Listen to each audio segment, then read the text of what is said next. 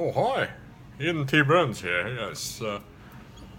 So basically, I've set myself up against this true evil that we have in this world that goes by the name of Steve Ashman, the Chief Constable of Northumbria Police, who was all over the newspapers yesterday for paying child rapists, that is, men who rape small children. He was all over the newspaper yesterday because he'd been paying them to set up paedophile rings to lure men into paedophile activity, i.e.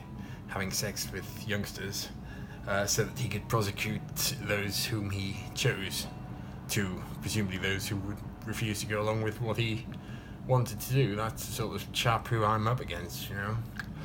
It's a pretty tough ask, you know, me against somebody quite as evil as that, but, you know, I'm never one to back away from a tough challenge. And that's why I'm down in London at the moment, trying to set up a legal defence against Ashman, who has set his sights on having me sectioned yet again under the Mental Health Act, and for completely spurious reasons, like he did last summer.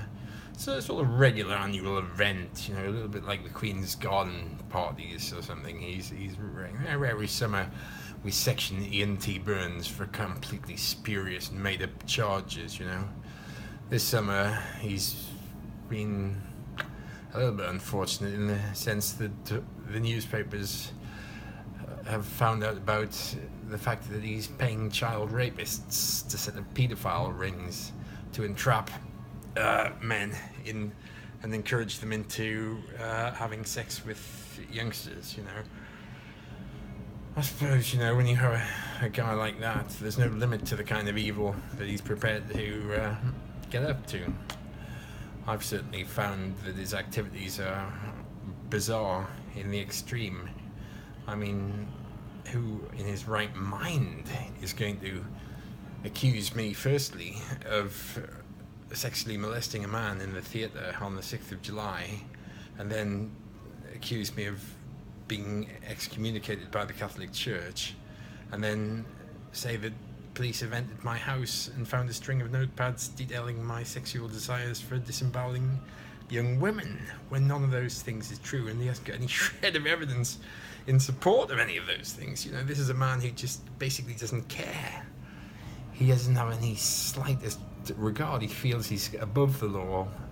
He doesn't have to worry about anything because he can simply get away with whatever he wants to do. Once you're in a situation like that, I rather say that we're in a rather dangerous situation, because no man ought to be above the law to that extent.